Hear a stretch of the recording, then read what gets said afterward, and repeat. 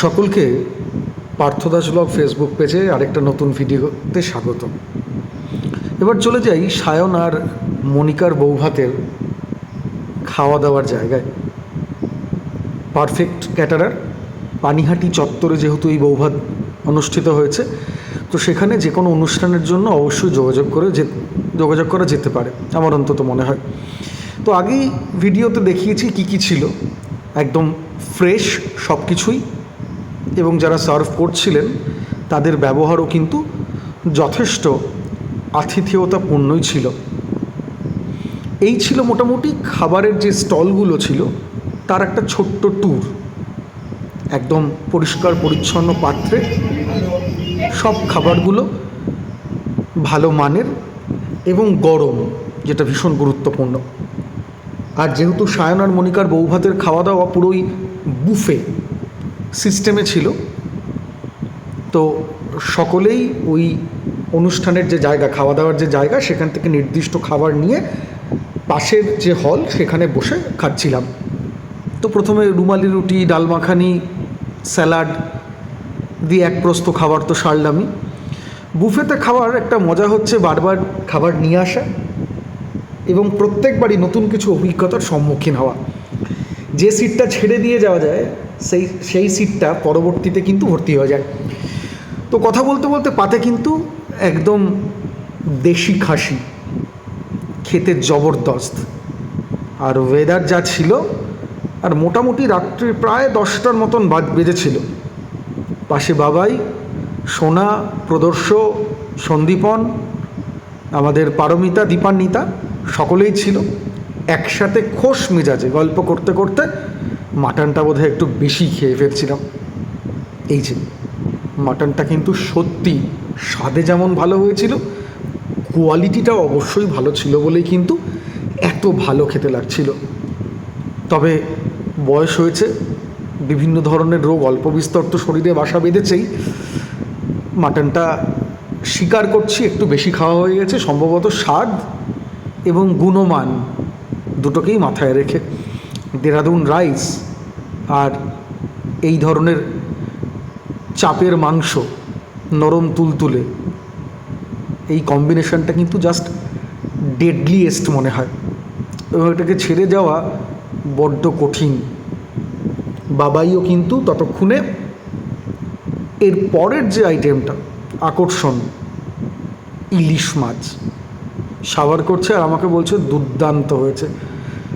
এই আমাদের দীপান্বিতা, ও স্বাস্থ্য সম্পর্কে সচেতন, খাবার দাবার বা ডায়েট সম্পর্কে সচেতন। তো স্বভাবতই আমাদের সবেমাত্র মাংস চলছে, ওর কিন্তু শেষ পাতে যে মিষ্টি জাতীয় আইটেমসগুলো সেগুলোও পড়ে গেছে। বাবাই এবার রিভিউ দেবে বলছে, আগে খেয়ে নিই তারপরে।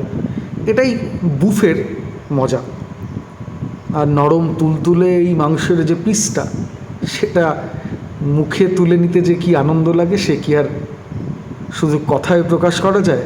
এই যে নালির পিস খেয়ে সায়ন কি বলছে একটু শুনে নিই। বাবা একটা মজা রে ভাই,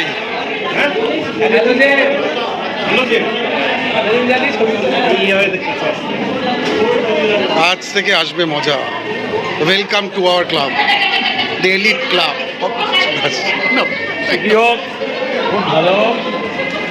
একদম বলতে বাধ্য হচ্ছি, এত ব্যস্ততার মধ্যেও, এত অতিথিদের মধ্যেও আমাদের প্রতি সায়নের যে আতিথেয়তা, দায়িত্ববোধ, সেটা কিন্তু এক রতিও কমেনি।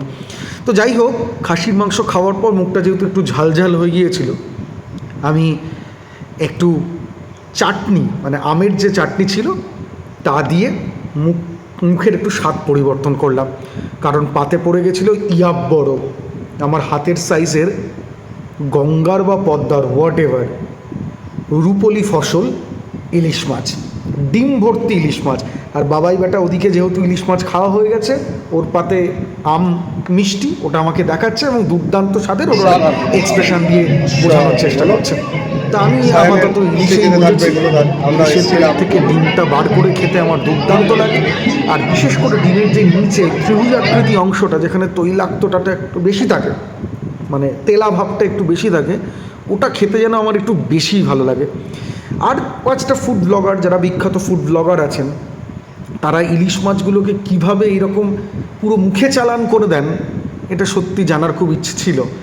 তো নিজে পরখ করে দেখতে গেলাম, হলো না, পারলাম না, কারণ অত কাটা। আর ইলিশ মাছ খুব ডেলিকেট একটা মাছ, তো স্বভাবতই ধীরে সুস্থে একটু আয়েশ করে খাওয়াই ভালো। এত মাংস, ইলিশ মাছ খাওয়ার পর এবার কিন্তু এই মাখা সন্দেশ, আম রসগোল্লা, আমের চাটনি, পাঁপড়, এগুলোর পালা ছিল। এই যে সায়নের মা কাকিমাও কিন্তু সকলের সাথেই মোটামুটি কথা বলার একটু চেষ্টা করছিলেন, এবং তাদের যেটুকু আতিথেয়তা করা সম্ভব এই চরম ব্যস্ততার দিনেও তা কিন্তু করে যাচ্ছিলেন। আপনারা ভালো থাকুন, আপনাদের যে